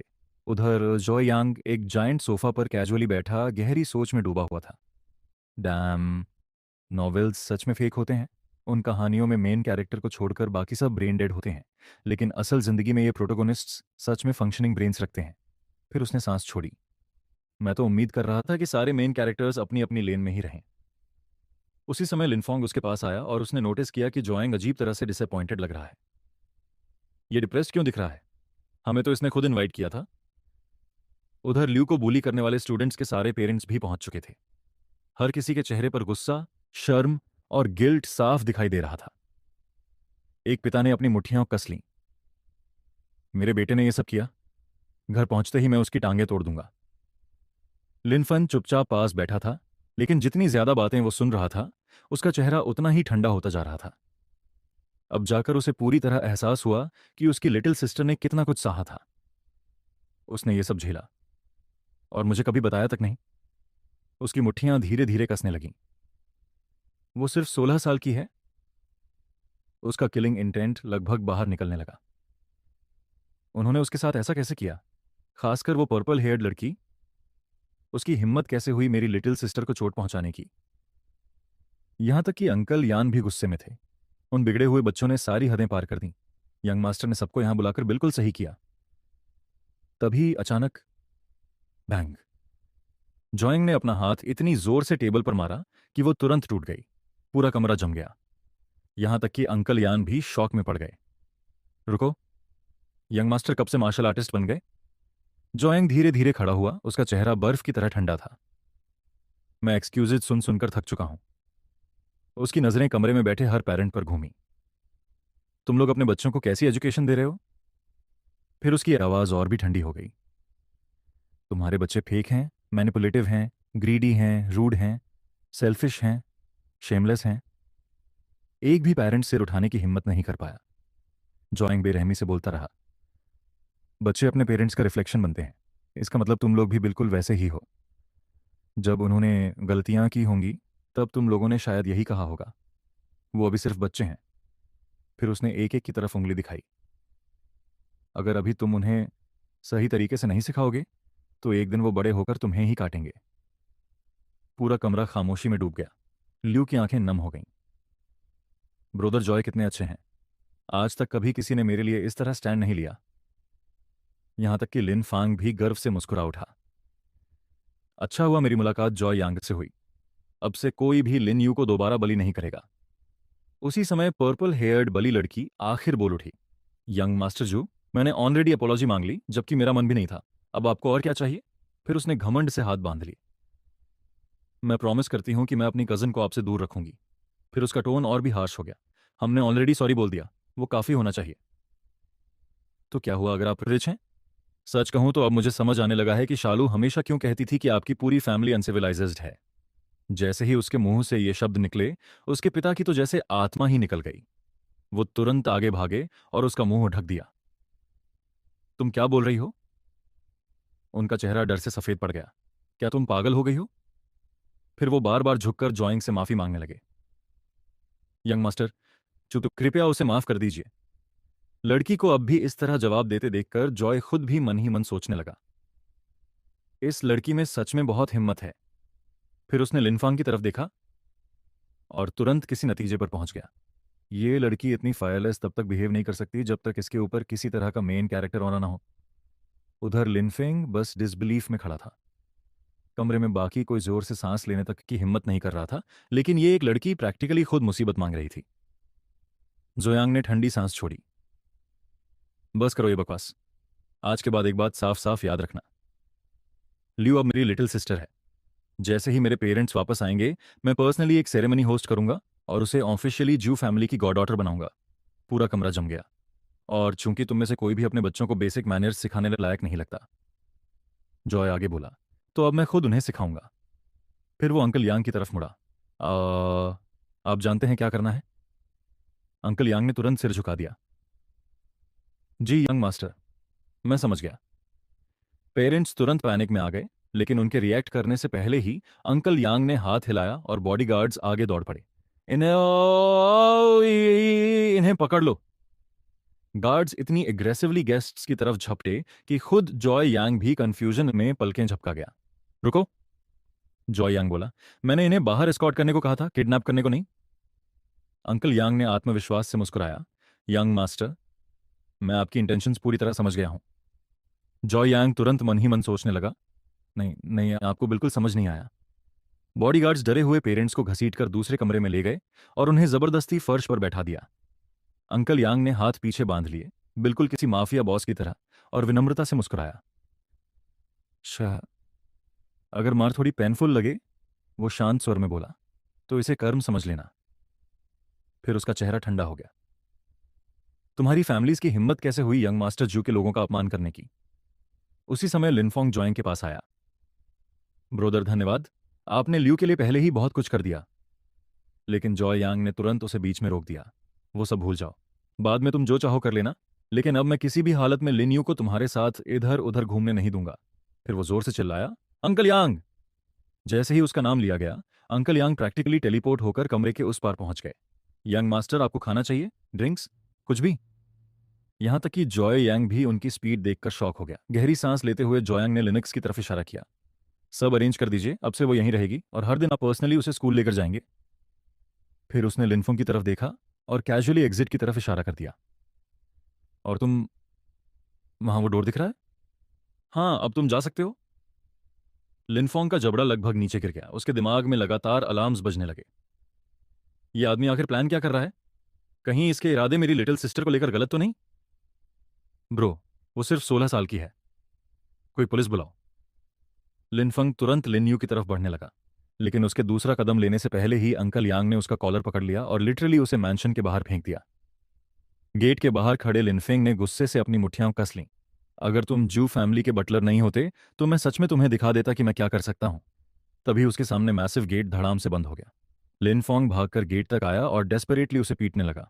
अंकल यांग प्लीज, अब मैं यंग मास्टर जॉय की काइंडनेस समझ गया हूँ, मुझे वापस अंदर आने दीजिए। लेकिन मैंशन के अंदर अंकल यांग ने उसे पूरी तरह इग्नोर कर दिया। इसके बजाय वो धीरे से लिन यू को ऊपर ले गए। अपने ब्रदर की चिंता मत करो, मेड्स तुम्हें फ्रेश होने में मदद करेंगी, आज रात आराम से रेस्ट करो। उधर बाहर बेचारा लिनफन पूरी रात ठंड में अकेला खड़ा रहा, जबकि हवा में पत्ते नाटकीय तरीके से उड़ रहे थे, जैसे वो किसी सैड रोमांस मूवी का ट्रेजिक हीरो हो। लिन्यू, वो भावुक होकर बड़बड़ाया, तुम अपने बड़े भाई को ऐसे कैसे छोड़ सकती हो? अगली सुबह अंकल यांग ने पहले से ही बाहर एक लग्जरी कार तैयार करवा दी थी। यंग मास्टर जॉय यांग, लिन फेंग, मिस लिनो, कृपया अंदर बैठिए। पूरी रात बाहर ठंड में खड़े रहने की वजह से लिन फांग आधा मरा हुआ लग रहा था। उधर लियू ने कैजुअली कार की तरफ इशारा किया और कहा, असल में ये उनकी सबसे खराब कार है। लिनफांग ये सुनकर लगभग खून खांसने वाला था। रिच लोग सच में डरावने होते हैं। जैसे ही कार एकेडमी की तरफ बढ़ी, एक और लग्जरी व्हीकल जू मंशन के बाहर आकर रुकी। उधर मंशन के अंदर जॉय यांग अपने कमरे में बैठा वीडियो गेम्स खेल रहा था और बुरी तरह हार रहा था। ये ये क्या गार्बेज है? वो चिल्लाया। क्या कोई हैकिंग कर रहा है? मैं हर मैच में इंस्टेंटली क्यों मर रहा हूं? तभी एक मेड कमरे में आई। यंग मास्टर, यान फैमिली की मिस यान आपसे मिलने आई हैं। जोयांग एक पल के लिए रुका, फिर उसे अचानक याद आया। ओह सही, वो कॉन्ट्रैक्ट साइनिंग के लिए आई है। मेड के जाने के बाद जोयांग पीछे टिक गया और सोचने लगा, ये सब सिर्फ इसलिए हुआ क्योंकि इस शरीर का ओरिजिनल ओनर दुनिया का सबसे बड़ा सिम था। मैंने बेहिसाब पैसे खर्च किए चालू की मदद करने में, और बदले में मुझे क्या मिला? कुछ भी नहीं। यान फैमिली ने पैसा कमाया, चेन फैमिली ने पैसा कमाया, और मैं तो बस बीच में खड़ी एटीएम मशीन था। उसने मेड को वापस बुलाया। यान को थोड़ा वेट करने दो। तभी अचानक उसे एक और मेमोरी याद आई। यान और चुनटेन, रुको एक सेकंड, यही वो औरत है जिसके पीछे ड्रैगन किंग प्रोटोगोनिस्ट पागल है। बाहर वेटिंग एरिया में एक बेहद खूबसूरत महिला शांति से बैठी हुई थी। वही थी यान। जॉइंग ने जानबूझकर उसे इंतजार करवाया, फिर आखिरकार उसके सामने पहुंचा। मिस यान, उसने हल्की मुस्कान के साथ कैजुअली कहा, क्या रेयर गेस्ट हैं? यान शान ग्रेसफुली खड़ी हुई और उसने हाथ आगे बढ़ाया। काफी समय हो गया जू। लेकिन हाथ मिलाने के बजाय जोंग उसके पास से निकल गया और कैजुअली सोफा पर बैठ गया। अरे, इतना फॉर्मल होने की जरूरत नहीं है, हम सालों से साथ काम कर रहे हैं, सीधे बिजनेस की बात करते हैं। यान ने धीरे से अपना हाथ वापस खींच लिया, थोड़ी कंफ्यूज्ड होकर। आज ये इतना अजीब बिहेव क्यों कर रहा है? पहले तो ये चोलू के फ्रेंड्स के साथ भी बहुत अच्छा बिहेव करता था। उधर जॉय यांग अंदर ही अंदर पैनिक कर रहा था। ये औरत तो डेंजरसली खूबसूरत है, बिल्कुल top tier rich girl energy. फिर उसने खुद को रोक लिया। नोप, बस करो, मैं दोबारा सिंप नहीं बनने वाला। यान ने ग्रेसफुली अपने पैर क्रॉस किए। मेरे फादर आज बिजी हैं, इसलिए कोऑपरेशन डील मैं पर्सनली हैंडल कर रही हूं। जोयांग ने तुरंत हाथ उठा दिया। मैं कॉन्ट्रैक्ट कैंसिल कर रहा हूं। यान श्यांग की आंखें फैल गईं। Excuse me? ये वही आदमी था जो चालू के लिए पागल हुआ घूमता था और अब उससे जुड़े डील्स कैंसिल कर रहा था। जोया आराम से पीछे टिक गया। मिस यान, सच बोलूं तो मैं पहले पूरा का पूरा सिंप था। चलो के चक्कर में मैंने प्रैक्टिकली अपना दिमाग खो दिया था। यान उसे चुपचाप देखती रही। मुझे ये सब क्यों बता रहे हो? पूरी सिटी पहले से ये जानती है। फिर भी उसने मन ही मन माना कि इतनी खुलकर एडमिट करना हिम्मत की बात थी। वो हल्का सा मुस्कुराई। आप मजाक कर रहे हैं, है ना? आप अभी यंग हैं, एक लड़की के पीछे इतना ऑब्सेस्ड होने की क्या जरूरत? जोयांग अचानक रुक गया। रुको, ये तो सच में समझदारी की बात कर रही है। लेकिन अगले ही पल उसके दिमाग में एक और डरावना ख्याल आया। अगर ये इनडायरेक्टली खुद की तरफ हिंट कर रही है तो बाद में इसका ड्रैगन किंग हस्बैंड मुझे चाकू लेकर दौड़ाएगा। उसने तुरंत वो ख्याल दिमाग से निकाल दिया। एनीवे, जॉय ने नाटकीय अंदाज में कहा, मैं हाल ही में एक टेम्पल गया था। बुद्ध ने मुझे एनलाइटनमेंट दिया। आखिरकार मुझे सच्चाई साफ दिखाई देने लगी। यानसन पहले से ही अनकन्विंस्ड लग रही थी। औरतें मेरी जिंदगी में सिर्फ ट्रबल लाती हैं। चलो, या जो भी उसका नाम है, अब वो मेरे समय के लायक नहीं है। अंदर ही अंदर यानसन ने तुरंत सोचा, इस आदमी के अंदर डेफिनेटली एलियंस घुस गए हैं। लेकिन बाहर से उसने पॉलिट स्माइल बनाए रखी। वेल, आखिरकार आपको समझ आ गया, इसके लिए कंग्रेचुलेशंस। एग्जैक्टली, जॉय गर्व से बोला। और कॉन्ट्रैक्ट की बात करें, अब हमें इसे कैंसिल करने की जरूरत नहीं है, हम बस इसे मॉडिफाई करेंगे। वो थोड़ा आगे झुका। अब को ऑपरेशन चेन फैमिली को इन्वॉल्व किए बिना सीधे यान फैमिली और ज्यू फैमिली के बीच होगा। बाकी डिटेल्स लॉयर संभाल लेंगे। फिर वो आत्मविश्वास से मुस्कुराया। मेरे साथ रहोगी तो बहुत पैसा कमाओगी। यानशिन ने सस्पिशियस नजरों से उसे देखा। मेरे साथ पर्सनली डायरेक्ट पार्टनरशिप? क्या ये अब मेरा पीछा करने की कोशिश कर रहा है? बेचारा, मैं पहले से मैरिड हूं। जॉय कैजुअली आगे बोला। और मैंने सुना है कि मैडम यान का बर्थडे भी आने वाला है। इस डील को मेरी तरफ से अर्ली बर्थडे गिफ्ट समझ लीजिए। फिर वो स्मर्क करने लगा। और जब उनका बर्थडे आएगा तब मैं पर्सनली उससे भी बड़ा प्रेजेंट लेकर आऊंगा। ये सुनने के बाद यान श्याओ मन ही मन सोचने लगी, ओह, तो ये सब बर्थडे पार्टी की वजह से था। मैंने बेकार में सब कुछ ज्यादा सोच लिया। मैं सच में बहुत नार्सिसिस्टिक होती जा रही हूं। जवान ने एक सर्वेंट को बुलाकर कहा, कृपया हमारी गेस्ट को बाहर तक छोड़ाइए। जैसे ही यान का काउच से उठी उसने कहा, जी मैं आपको बर्थडे पार्टी का इनविटेशन भेज दूंगी, उम्मीद है आप आएंगे। इतना कहकर वो कमरे से बाहर चली गई, जबकि एक मेड उसे बाहर तक एस्कॉर्ट करने लगी। पीछे से जू यांग ने उसे गुड बाय में हाथ हिलाया। फिर वो खुद अपने कमरे की तरफ चलते हुए बड़बड़ाने लगा, ऑलराइट, सब काम हो गया, अब सोने का समय। जब इंसान बस आराम करता है, आरी सी गहराता से पदमिन तारा तराता है, तब लाइफ सच में अमेजिंग लगती है।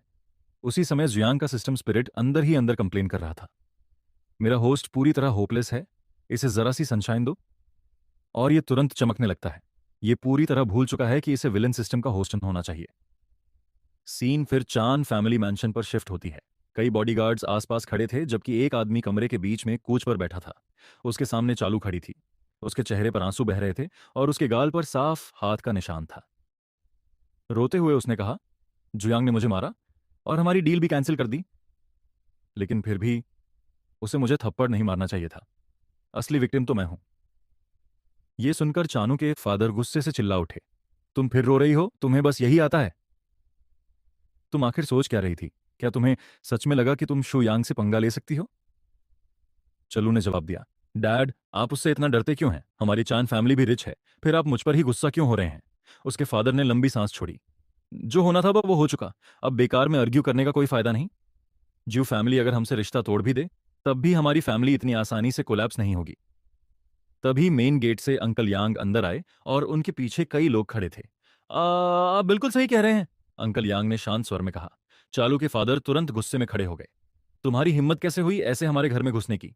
अंकल यांग ने जवाब दिया, मैं यंग मास्टर शोर यांग का बटर हूं।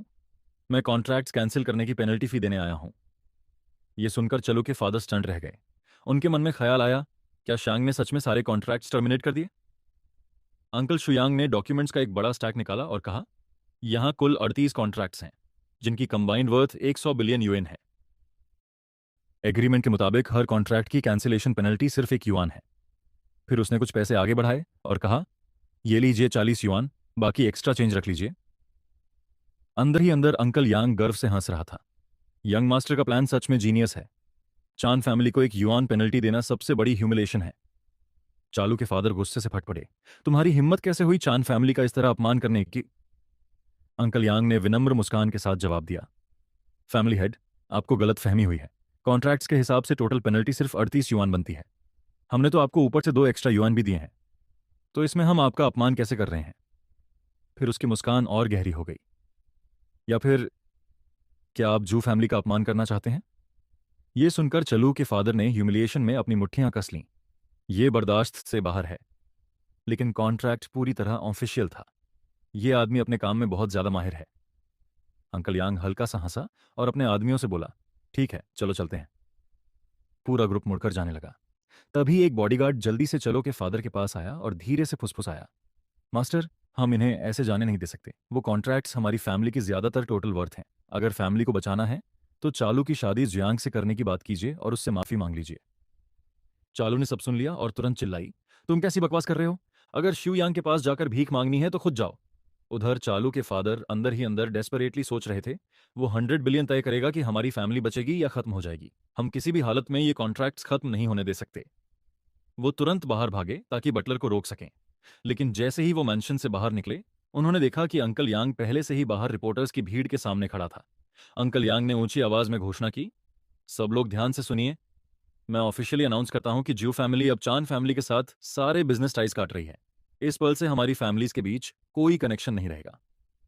रिपोर्टर्स ने तुरंत सवालों की बौछार कर दी। बटलर यांग, ज्यू फैमिली अचानक चांद फैमिली से सारे टाइज क्यों काट रही है? अंकल यांग ने शांति से जवाब दिया, एक सच्ची पार्टनरशिप दोनों तरफ से चलती है। अगर एक साइड अब सूटेबल नहीं रही तो ज्यू फैमिली उस रिलेशनशिप को जबरदस्ती कंटिन्यू नहीं करेगी। इतना कहकर वो अपनी कार में बैठे और वहां से चले गए। चालू के फादर वहीं गुस्से से कांपते हुए खड़े रह गए। उसी समय एक रहस्यमय आदमी पेड़ के पीछे छुपकर ये पूरा सीन देख रहा था। उसने अपना फोन निकाला और सारी इंफॉर्मेशन किसी और को भेज दी। सीन फिर एक ब्लैक सूट पहने आदमी पर शिफ्ट होती है जो फोन पर बात कर रहा था। जू फैमिली ने पब्लिकली चांद फैमिली से सारे टाइज तोड़ दिए हैं, उसने रिपोर्ट किया। उन्होंने सबके सामने उनकी ह्यूमिलेशन भी की। इस कंट्री में जल्द ही बड़े चेंजेस होने वाले हैं। उधर जू यांग आराम से अपने बेड पर लेटा फोन स्क्रॉल कर रहा था। हर हेडलाइन उसकी फैमिली के बारे में बात कर रही थी। न्यूज़ देखकर वो कंप्लेन करने लगा, इन लोगों को सीरियसली बेटर टाइटल्स की जरूरत है। ऐसी लैम हेडलाइंस लिखता कौन है? हर चीज में शॉकिंग वर्ड जोड़ देते हैं। मेरी सिम्प रेपुटेशन आखिर कब गायब होगी? तभी उसके सिस्टम से एक नोटिफिकेशन आया, host has suppressed Leon, reward 300 luck points, host has defeated Leon, reward 1000 luck points. Juyang confusion में नोटिफिकेशंस को घूरने लगा, लेकिन मैंने लियोन के साथ किया ही कब? क्या मेरे पास सीक्रेटली कोई क्लोन वगैरह है? उसी समय सिस्टम स्पिरिट प्रकट हुआ और हेल्पलेस होकर सोचने लगा, ये होस्ट अविश्वसनीय रूप से डम्ब है। इसने लिटरली लिनफोंग से लियोन को हैंडल करने को कहा था और अब सोच रहा है कि इसने कोई क्लोन टेक्निक सीख ली है। इतना बड़बड़ाकर स्पिरिट फिर गायब हो गया। जू यंग अब भी कंफ्यूज लग रहा था। हाँ यार, मैंने तो लायन को बहुत समय से देखा भी नहीं। सिस्टम स्पिरिट फिर प्रकट हुआ और झल्लाकर बोला, होस्ट प्लीज एक बार अपना ब्रेन इस्तेमाल करो। आपने ही लिनफुंग से लियोन को हैंडल करने को कहा था और अब आप भूल भी गए।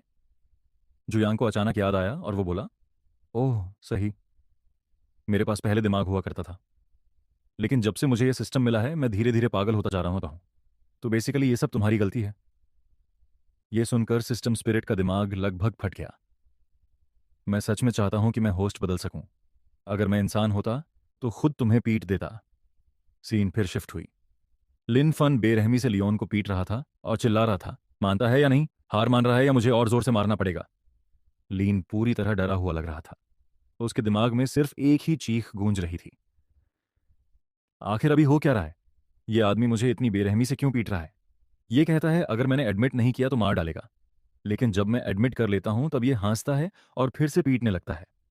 आखिर इसे कौन सा जवाब चाहिए?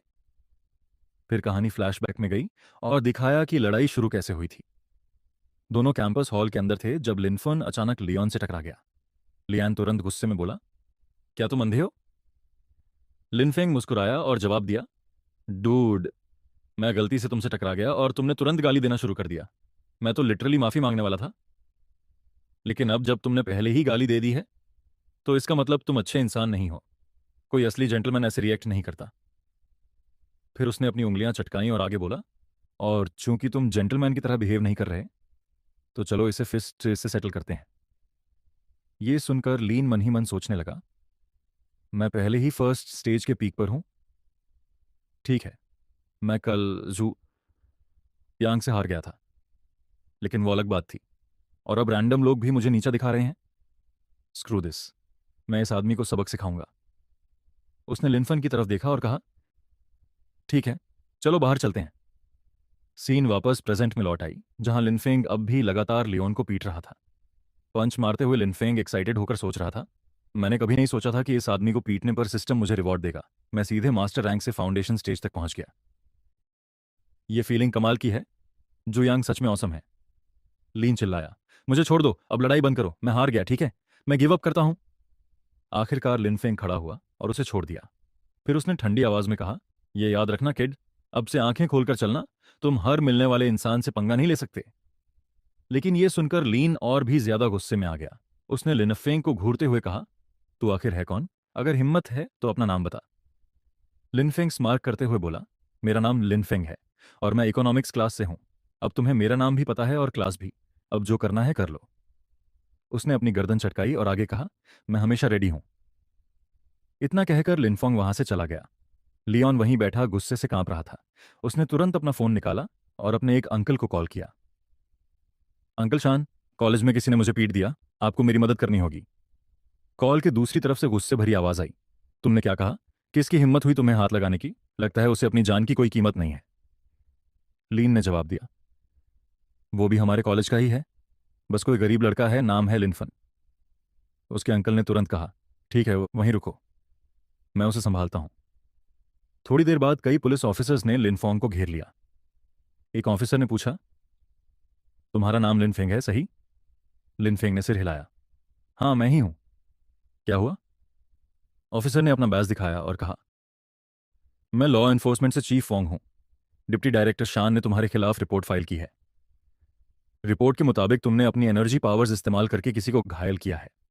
इन्वेस्टिगेशन के लिए तुम्हें हमारे साथ चलना होगा। यह सुनकर लिनफोंग स्टंडेड रह गया। उसके दिमाग में तुरंत ख्याल आया, मैंने अपनी पावर्स इस्तेमाल करके किसी को हर्ट किया? मैंने तो उसे सिर्फ फिस्ट से पीटा था। लीन ने सच में मेरे खिलाफ फेक केस कर दिया? लिनफंग ने जल्दी से अपना फोन निकाला और ऑफिसर्स से कहा, एक सेकंड रुकिए, मुझे एक कॉल करने दीजिए। पुलिसमैन ने अंदर ही अंदर सांस छोड़ी। इस लड़के की किस्मत सच में खराब है। ये किसी से भी लड़ सकता था, लेकिन इसे डिप्टी डायरेक्टर शान से पंगा लेना था। अब इसका काम तमाम है। फिर उसने जोर से कहा, ठीक है जल्दी कॉल कर लो, हमारा टाइम वेस्ट मत करो। लिनफोंग ने तुरंत शू यांग को कॉल किया। जू यांग, मुझे अरेस्ट किया जा रहा है। लियोन ने मेरे ऊपर फेक केस डाल दिया है। वो कह रहा है कि मैंने उस पर वेपन से हमला किया। जल्दी कुछ करो, मुझे बेल पर बाहर निकालो। इतना कहकर उसने कॉल काट दी और ऑफिसर्स की तरफ देखा। ठीक है चलो। जब वो उसे लेकर जा रहे थे, लिनफन मन ही मन कड़वाहट से सोच रहा था, मुझे तो इमॉर्टल एम्पर बनना था, मैं इस दुनिया पर राज करने वाला था। लेकिन अर्थ पर आए अभी सिर्फ दूसरा दिन है और मैं पहले ही जेल जा रहा हूं। यह तो बेहद शर्मनाक है। सीन फिर जू यांग की तरफ शिफ्ट हुई। सब कुछ सुनने के बाद वो जोर से हंस पड़ा। तो ये लोग सच में एक फॉर्मर एम्परर को जेल भेज रहे हैं? ये प्लॉट ट्विस्ट तो पागलपन है। नॉवेल्स में तो कॉब्स ऐसी चीजों से दूर रहते हैं।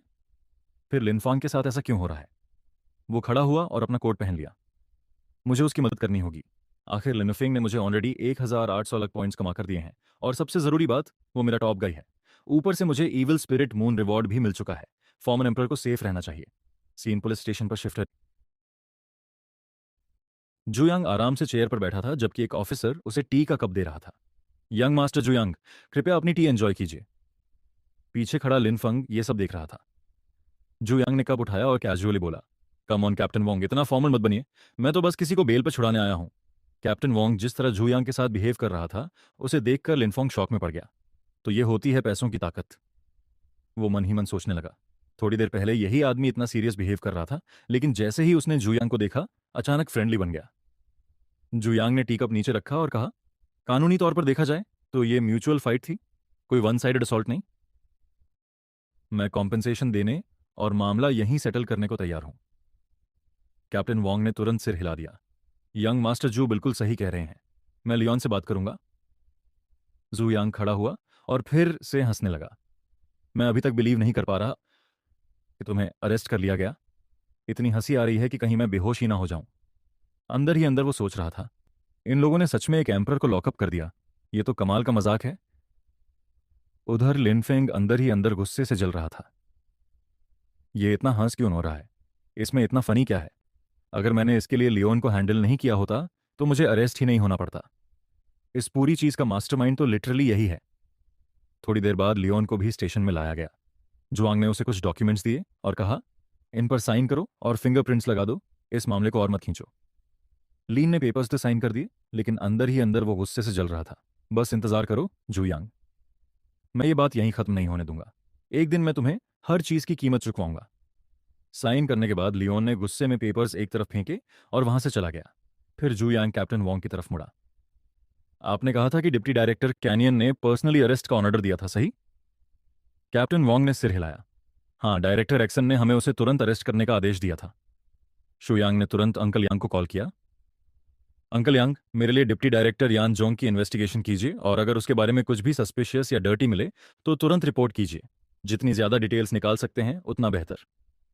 फोन की दूसरी तरफ से अंकल यांग आत्मविश्वास से बोले, समझ गया यंग मास्टर, मैं सब संभाल लूंगा।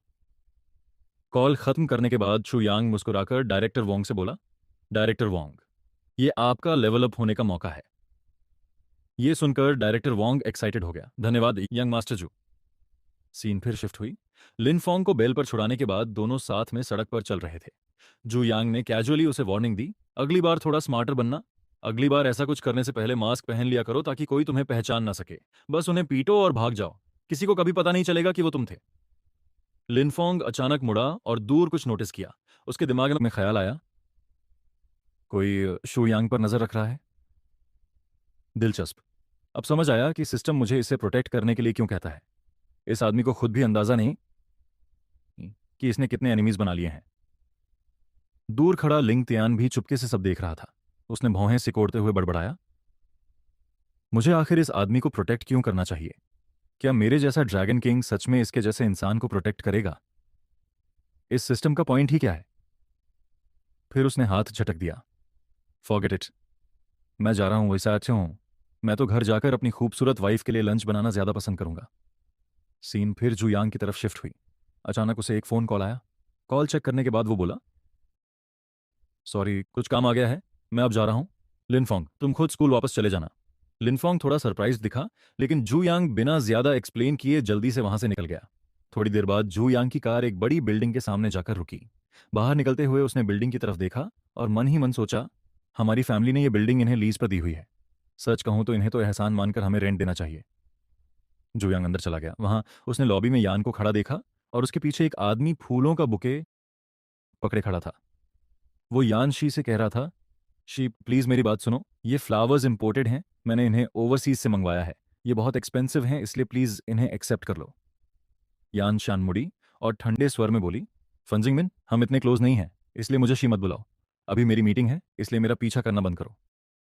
दूर खड़ा जो यांग ये सब देख रहा था और मन ही मन सोच रहा था, इस बेखबर रिच किड को देखो, ड्रैगन किंग की वाइफ के पीछे घूम रहा है। उन्होंने देखा कि वो आदमी यान चेन का हाथ पकड़कर उसे जबरदस्ती आगे खींचने की कोशिश कर रहा था। फिर वो बोला, शेने, कैसी मीटिंग की बात कर रही हो? बस मेरा नाम बता देना, वो तुरंत कैंसिल कर देंगे। उनमें इतनी हिम्मत नहीं कि मेरी बेइज्जती करें। तभी जो यांग बीच में आ गया और बोला, तू आखिर है कौन जिसके लिए लोग तुझे रिस्पेक्ट करें? तू कुछ भी नहीं है। जो यांग मन ही मन सोचने लगा, मैंने नहीं सोचा था कि मैं सच में इस मामले में इंटरफियर करूंगा। वो रिच लड़का गुस्से में मुड़ा और चिल्लाया, किसकी इतनी हिम्मत हुई मुझे इंसल्ट करने की? बिलीव करो या नहीं, मैं तुम्हें नदी में फेंकवा सकता हूं। लेकिन जैसे ही उसने जोए यांग को देखा, वो शॉक में जम गया। जोए यांग मुस्कुराते हुए उसके पास आया और बोला, क्या कह रहा था? मुझे नदी में फेंकवाएगा? जरा दोबारा बोल। जोए यांग को पहचानते ही वो आदमी तुरंत पैनिक में आ गया। घबराकर वो बोला, यंग मास्टर जोए यांग, माफ कीजिए, मैं आपको पहचान नहीं पाया। प्लीज मेरी बातों को सीरियसली मत लीजिए। आपके स्टेटस का इंसान मेरे लेवल तक क्यों उतरेगा? जैसे ही उसने ये कहा, जोए यांग ने उसे लात मारकर जमीन पर गिरा दिया। जोए यांग ने अपना कोट ठीक किया और ठंडी आवाज में बोला, चुपचाप दफा हो जा। अंदर ही अंदर जोए यांग सोच रहा था, ड्रैगन किंग, मैंने तेरी वाइफ को तेरे लिए प्रोटेक्ट कर दिया। जब मैं पूरी तरह चाइल्ड ऑफ डेस्टिनी को सप्रेस कर दूंगा, तब शायद तू भी लिनफंग की तरह मेरी मदद करेगा। वो आदमी घुटनों पर गिर गया और बोला, यंग मास्टर जो, मैं अभी चला जाता हूं। इतना कहकर वो जल्दी से वहां से भाग गया। सीन फिर मीटिंग रूम में शिफ्ट हुई। यान शांग और जो यांग साथ बैठे थे। यान शांग उसकी तरफ देखकर बोली, यंग मास्टर जो, आपका बहुत धन्यवाद। जो यांग ने जवाब दिया, मुझे यंग मास्टर बुलाने की जरूरत नहीं है, तुम मुझे बस जो यांग कह सकती हो। ऐसे मत बिहेव करो जैसे हम अजनबी हों। अब कॉन्ट्रैक्ट दिखाओ। यान शियान ने अपना पर्स खोला, कॉन्ट्रैक्ट पेपर्स निकाले और उसकी तरफ बढ़ा दिए। जो यांग ठीक से बैठ गया और ध्यान से डॉक्यूमेंट्स चेक करने लगा। रिव्यू करने के बाद उसने सीधे पेपर्स पर साइन कर दिए। ये देखकर यानी बोली, आपने डॉक्यूमेंट्स ठीक से पढ़े भी नहीं? क्या आप सच में सब कुछ चेक किए बिना साइन करने वाले हैं? जो यांग ने जवाब दिया, अब से हम प्रैक्टिकली फैमिली हैं, इसलिए इतनी सावधानी की जरूरत नहीं है।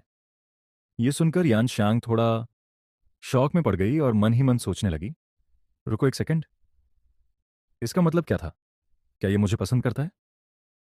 लेकिन मैं तो पहले से मैरिड हूं। अगर ऐसा है तो शायद मुझे लिंग यान के साथ भागना पड़ेगा।